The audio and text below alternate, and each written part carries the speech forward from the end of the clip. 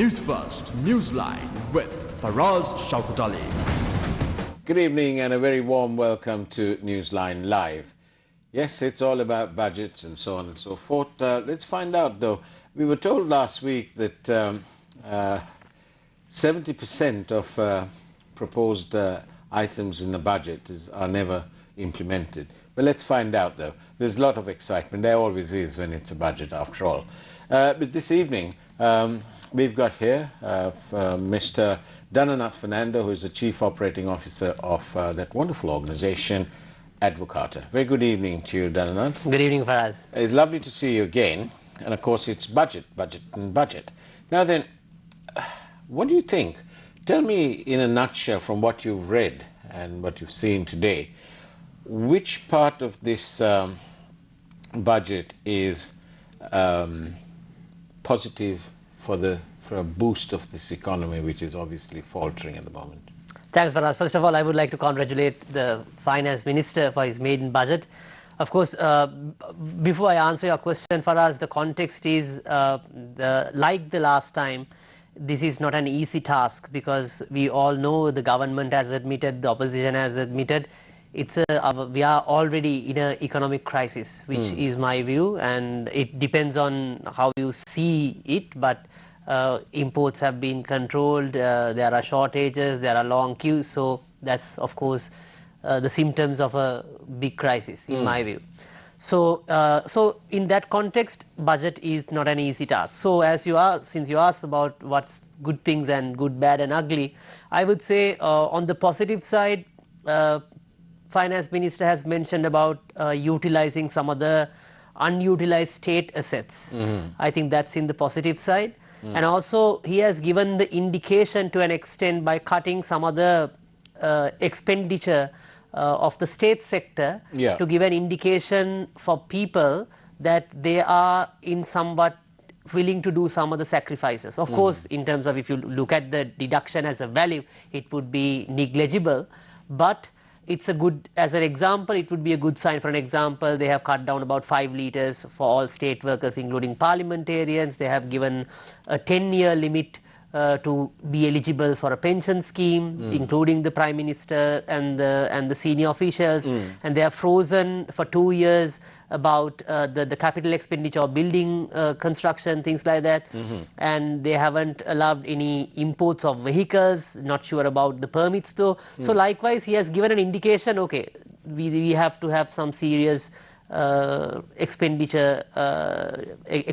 cut. At the same time, on import substitution, which personally and as in my worldview, which hasn't worked, he also admitted in most of the cases or certain cases it hasn't worked, and those strategies were implemented many decades ago.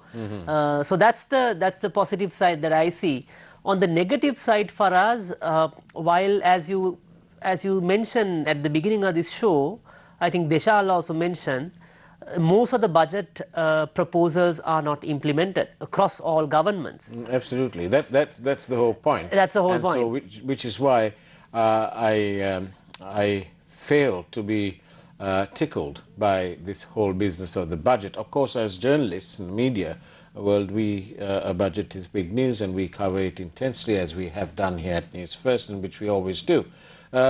But the point is that what's the whole point of all this hype? And in between all this hype, I want to make this point clear. You know, when there are the political parties, each parties, when they have some form of kalabala going on, you know, they rush to each other's houses or offices and whatever, and you know, they have emergency meetings. Each party will have emergency meetings to sort out whatever is causing them great political angst and so on.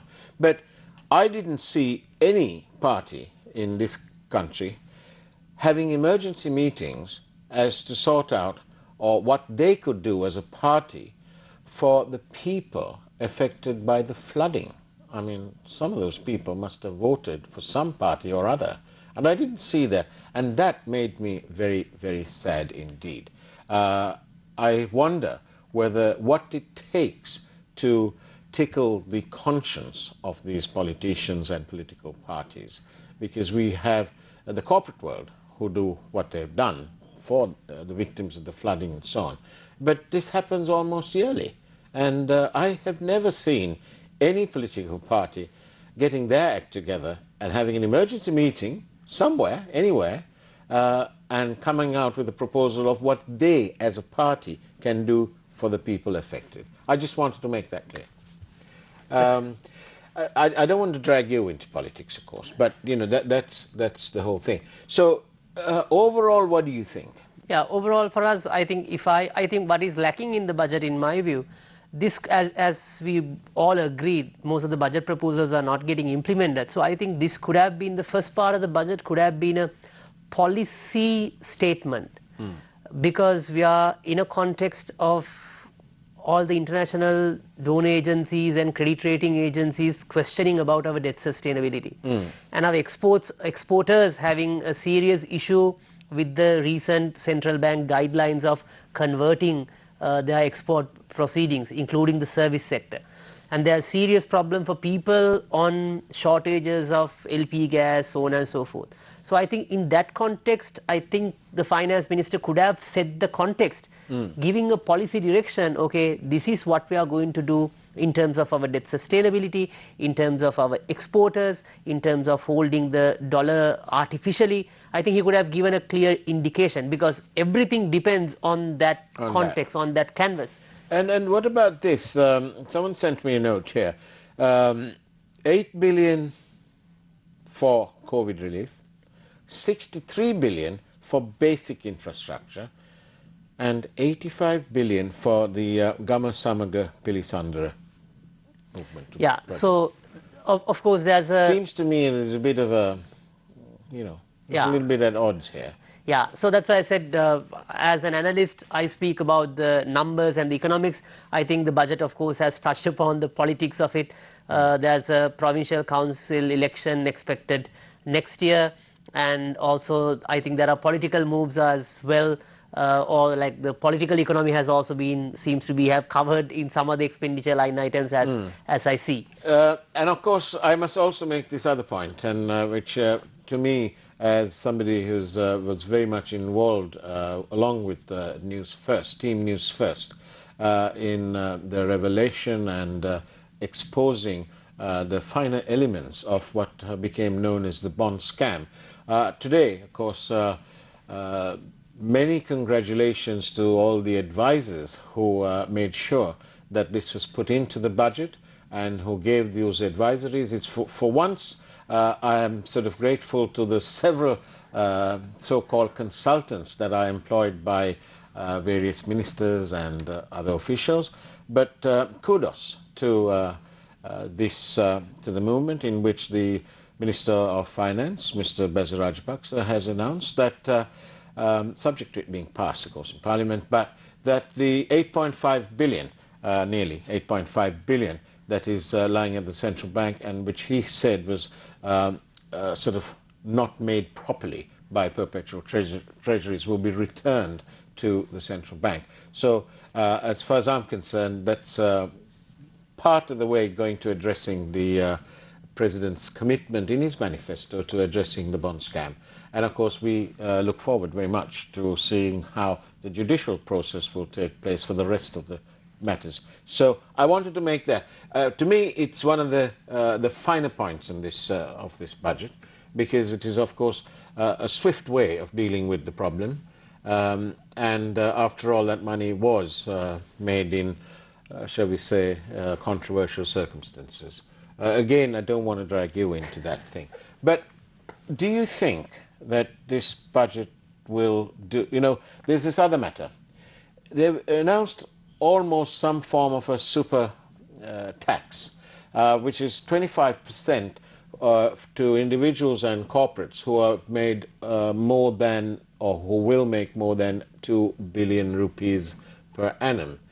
But there is a case, I think, in the Aparansa government, when they wanted the super gains tax, a couple of big companies did go to court and I believe they got an order in which it can't be backdated, because they wanted it, that at that time, the super gains tax was way after all these corporates had declared dividends and made their other plans.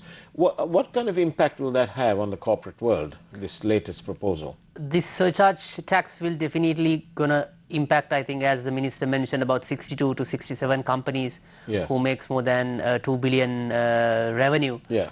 So the consequences could be, I think, I'm not sure whether it was applicable for the previous years, but I think he's calculating from this year onwards. Yeah. So all the big companies, either they will hide their profits or they will transfer it, because most of these companies are having a regional presence. Yeah. So most likely they will try to bring it below the threshold. that threshold. But even in other cases, that surcharge will definitely give like a negative signal for businesses, because even in 2015 budget, when this was there was a mentioned tax, it was looks like targeted. Politically targeted. So in this case it may not, I don't know whether it's politically targeted or not, but the investors will think twice, because it also shows some sort of inconsistency when you say it's a one-off tax, because 5 years ago you paid a one-off tax, again after 5 years you pay a one-off tax, and in between you have reduced the tax rates, and again you have now somewhat changing the tax rates. So for corporate world it may not be a good sign. But I understand from the Minister of Finance's point of view, it is the cause is because 2019 the tax relief, the generous tax reliefs provided could have been rethinked at that point of time. So of course this will be having negative consequences on the business front. Also, I think there's another tax being proposed for COVID relief fund, which is about 2.5%. So that may also have an impact on other businesses as well. But also, Dhananath, we have this latest proposal, which obviously with their majority it's going to get passed in Parliament. But coming on the back of this so-called forced convergence, I know that's not the right term, but it's almost like that. You're being given no choice. You must convert your dollars after sort of keeping your costs of goods and services and whatever expenses, legitimate expenses. Don't you think that these corporates will say, well, that to you, but we don't do all this hard work and we don't risk our capital and our energies and so on, for the government to sit there and keep taxing us every then. It's almost a regular tax. Like you said, 5 years ago they had some super gains tax, they had a mansion tax and so on and so forth. This government is doing no better. They would have all been opposed to this 5 years ago. But today they're proposing something almost similar, and they're hitting at the corporate world. The corporate world are the ones who are continuously employing people, creating opportunities and so on. Don't you think that the would-be investor looking at investing in Sri Lanka, even maybe on the stock market, will look at this and say this is absolute rubbish? I think for us, in this context, I think no investor would look at Sri Lanka, especially on the export sector, because as you said, basically we are discouraging our exporters, because when you have a mandatory requirement to convert your proceedings at 203, when you already know the rate is 235 or 40, that means you are charging a tax of about 30 rupees for every dollar that you export on one side. On the other side, you are incentivizing the importers, because they are being sold a dollar at 203 when they know the market rate is about 235. So now imagine an exporter, maybe most of our apparel sector people, who are earning in dollars and also above earning 2 billion per annum. Yes. So for them it would be like not a double whammy, maybe a triple whammy, because you are paying on your export conversion, and you have to pay an additional 25% surcharge. Already you are paying a corporate tax maybe about 16 to 24%. So already you have so many other complications under that. So under that context, no big investor would definitely look at Sri Lanka in this sort of a tax regime, and it will negatively impact businesses. But I understand, as I said, the government revenue has been declining, but I think the alternative way could have been, of course, cutting down more expenditure, but it is also, I understand, difficult. But I think that's why somewhat progressive the suggestions to utilize the underperforming state assets. Especially finance minister mentioned about the railway, the land owned by railway, and invited the private investors to open international schools, international level hospitals with the private sector investment. So those are in the right direction, but the big question is, as I said, everyone looking at all those investments under the current context.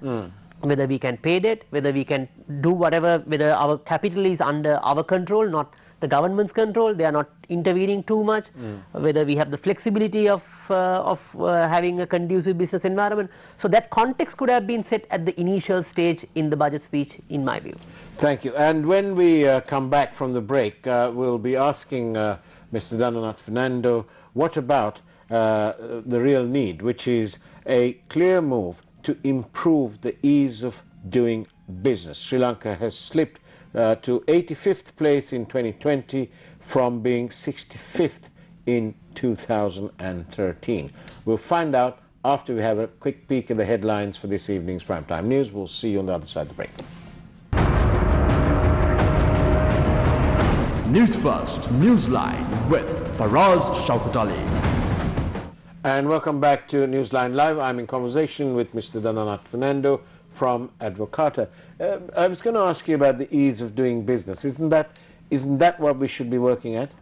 Definitely, for us, I think few suggestions have been mentioned that releasing the startups from the business registration process and some of the digitization. Oh yes, so they're saying that they won't charge. Yes, so there are some proposals, but I think how you look at ease of doing business is more broadly that you have to look at, because everything has to be convenient, and at this point we all know even President himself visited the RMV and few other institutions, and he himself got the experience of how inefficient is our state sector, and the digitization approach hasn't really worked out so far, and most of things could have been done very, very easily.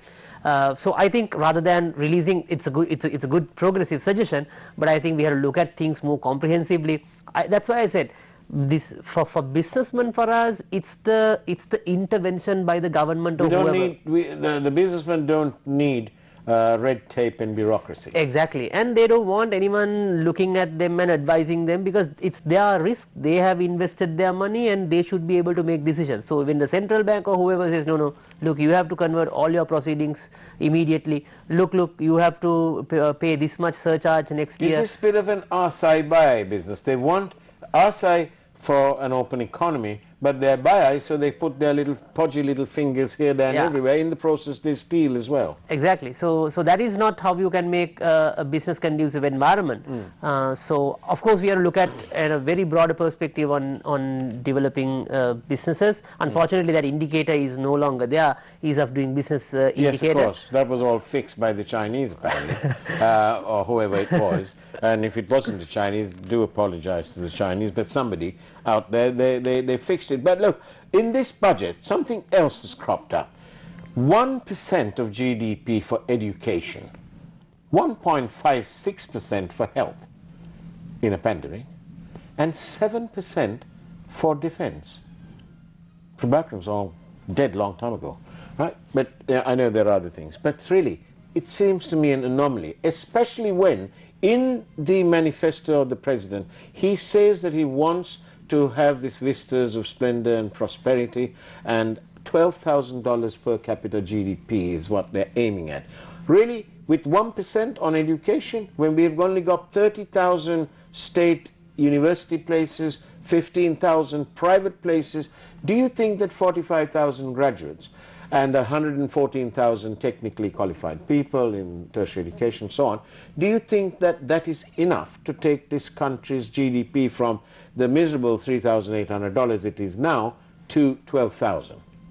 Definitely it's not enough for us, but let's understand that the defense, of course there's an anomaly, and I understand it's 7 times anomaly. Yes, but the real problem is for us, these are recurrent expenditure. Actually the government may also having a big problem on reducing it, because this is the staff, or like our civil, our forces, their pensions, their salaries. and definitely they have to be provided the uniform allowances and all that, and they have to be provided food. So all this cost a lot. Of course, I am sure there could have been some areas that it could have been further deducted or reduced, but I think it's already a big chunk which you really can't do anything unless you do sort of a structural change. You offer them a VRS or you offer them something different and reduce the cadre significantly is the only way out. If you maybe we could use them to produce more organic fertilizer, because we need that.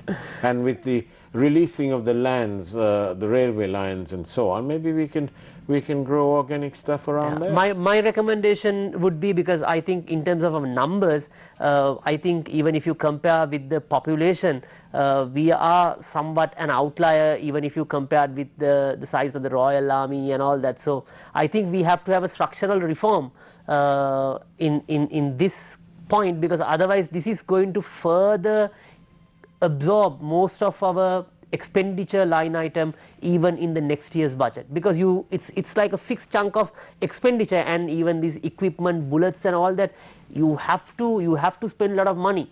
And also, of course, this is also a bigger component is also coming as imports, because these bullets. It's like you've caught the tiger by the tail. Exactly. You can't let go. Exactly. So the more you keep this line item, it would be difficult in terms of expenditure. But I know it's a sensitive topic when it comes to talk about the national security, all that things. But of course, we know it's basically the salaries which is outbloating our entire defense budget. It's apparently so very important that the report into the Easter bombings has not been made available to Parliament and therefore to the people. It's so important that they haven't done that yet. I'm shocked. But I understand what I know it's sensitive and all that, but surely at 1% for education, when really the key, like the realtors of this world will say, location, location, location, and for the government of the day trying to take Sri Lanka onto a different trajectory, surely it should be education, education, education. I agree. Definitely the education and even the healthcare, especially in a pandemic situation, because we really don't know.